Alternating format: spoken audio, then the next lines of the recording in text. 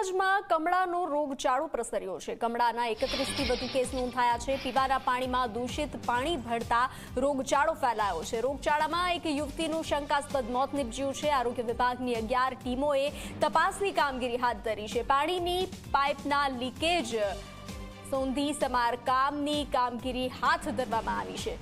તો કમળાના 31થી વધુ કેસ નોંધાયા છે। આણંદના ધર્મજમાં કમળાનો રોગચાળો પ્રસર્યો છે। કમળાના 31થી વધુ કેસ નોંધાતા આરોગ્ય વિભાગ ચિંતામાં મુકાયું છે। પીવાના પાણીમાં દૂષિત પાણી ભળતા રોગચાળો ફેલાયો છે। રોગચાળામાં એક યુવતીનું શંકાસ્પદ મોત નીપજ્યું છે।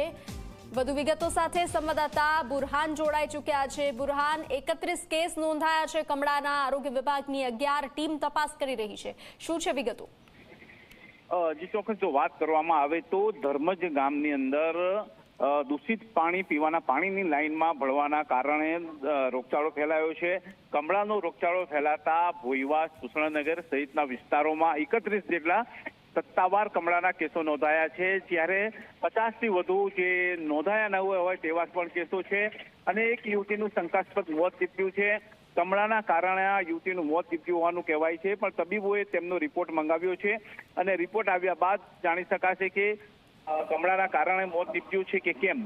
જો કે મહત્વની વાત એ છે કે અત્યાર સુધીમાં પીવાના પાણીની પાઇપલાઇનમાં 11થી વધુ લીકેજ મળ્યા છે અને તેનું સમારકામ કરવાનું ચાલુ છે। ક્યાંક ને ક્યાંક ગ્રામ પંચાયતની બેદરકારીના કારણે આ લીકેજ હોવાના કારણે આ રોગચાળો ફેલાયો હોવાનું અત્યારે તો મનાઈ રહ્યું છે। જી બુરહાન, જાણકારી સાથે જોડાવા બદલ આભાર।